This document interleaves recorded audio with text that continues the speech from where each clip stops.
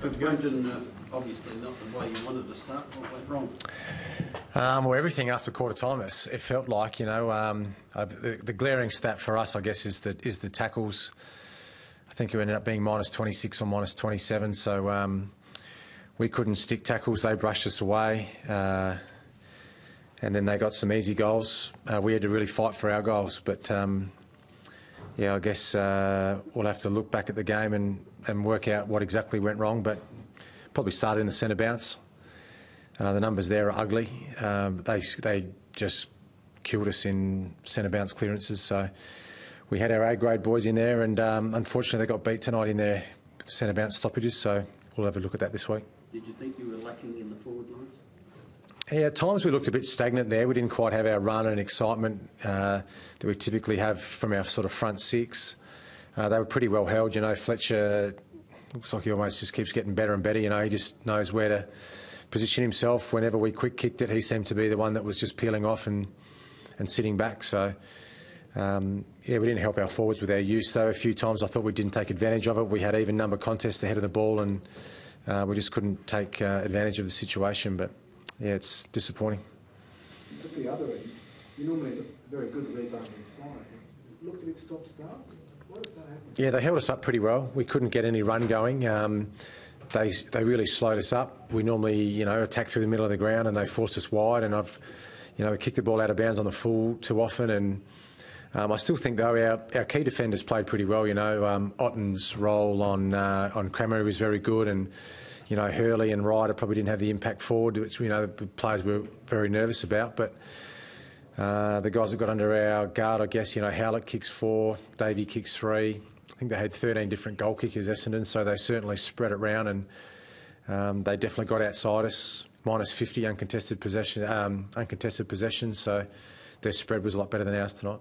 What's the solution to it? Is it sometimes that there's nothing on, or is it more that we need to be a bit more daring? Yeah, maybe that. Maybe we have to be a bit more daring at times, you know, risk versus reward. So we'll certainly have a look at the review. It just felt, and I mentioned to the players almost at each break, it looked like we were quite stagnant at times ahead of the ball. We didn't want to take risks. We didn't want to take the game on. And then when things got really desperate after half-time, then we did look much better when we sort of took the game on. But we couldn't get back within less than 3 goals, you know. We'd get to 18 points down, and then they'd get the next one. Then we'd sort of go back and forth a little bit, and then of course at the end the floodgates opened there when we were trying to score, and we got opened up defensively. So, you know, 35-point loss is not what you want in round one, and very disappointing for our footy club, because we've been waiting sort of 6 months to, you know, make amends. So we'll have to regroup, have a review. We've got 2 weeks now, you know, to prepare for round 2 against Brisbane. So yeah, a lot of time to train, a lot of time to look at the tape, and hopefully we'll get a better performance next week. When's the last time you would have trained with wet footies? Not this summer. Yeah, it's been pretty dry. But yeah, that rain came. We were yeah, it's not an excuse, because it shouldn't matter to a professional footballer, you know, a wet or a dry football. But it didn't seem to me look like we handled the new sliding rule that well either. You know, when the rain came and the ball was on the ground, we were sort of sliding in. And obviously with the new rule now, you can't go to ground. So we gave away a couple of free kicks, which there wouldn't have been free kicks in 2012, but obviously the new rule, and we accept that's the new rule. And Essendon didn't go to ground, and we kept sliding in and giving away unnecessary free kicks. When Brent Rowley that one that Davey got the goal, what's your opinion of that? Is that good for the game? It's a tricky one, because it looked like Radar was going for the ball, didn't it?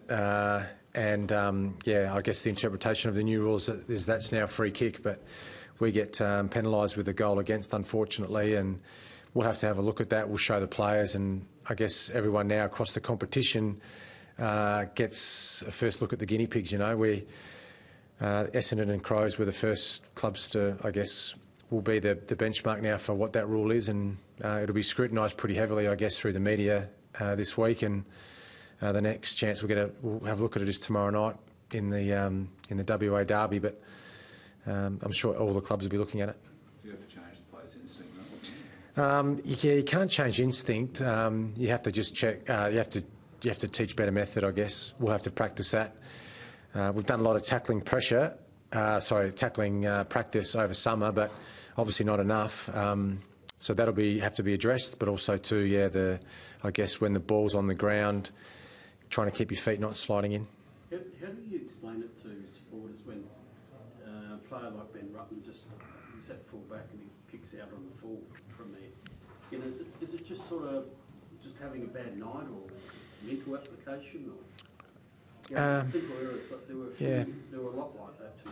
Yeah, that's the thing. I guess if it was a tennis game, you'd call them unforced errors. You know, there was times we just could only blame ourselves. You know, I mean, Essendon's pressure were great tonight, and it was a great win for their footy club after what they've been through in the summer. But we shot ourselves in the foot a lot. You know, with unforced errors. You know, uncharacteristic efforts, errors when, for example, the corridor was open and we kicked it wide. You know, so we'll look at the review, make sure we identify what the exact issues were, and we'll try and make amends pretty quickly.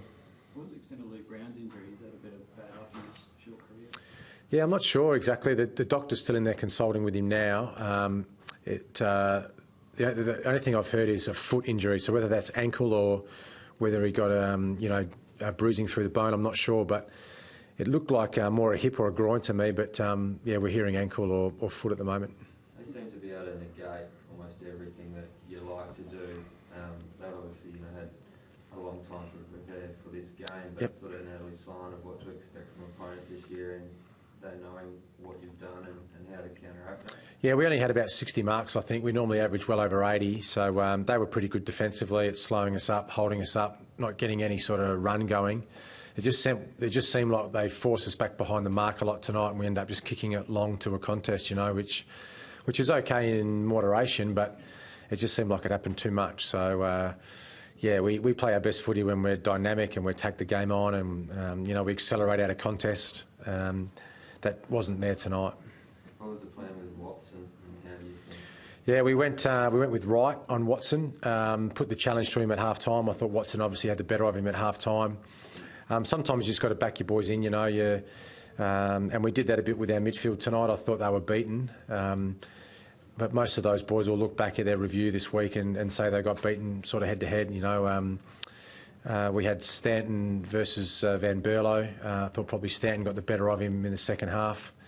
They did a good job on Dangerfield tonight. They wore him pretty tight, and Hocking played pretty well on Thompson and Dangerfield at times as well. So those boys are proud. They're a really good midfield, and I'm sure they're going to get a pretty interesting review from their midfield coach this week, and I'm sure they'll bounce back really hard next game against Brisbane. How'd you like the look of the forward line when it was just Tex and 5 smalls? Yeah, I didn't mind it. We didn't make the most of our opportunities. We looked quick down there at times. Other times we looked quite slow. So we'll have a look at that again this week. We're still trying to settle what our best options are, but sometimes tall, sometimes small. I like the quick forward lines, but at different times tonight, Jenkins looked good. We'll have to reassess that, I guess, this week. Was Paddy under any physical duress tonight? He copped a couple of big knocks early. His ribs will be sore. If you look back at the tape early in the match, he cops one in the ribs early. I thought he toughed it out. I thought he never stopped trying. It was a low possession night for him, but it wasn't through lack of effort. He really worked his heart out, and he'll bounce back next game. Well, thanks, guys. Thanks. Thank you.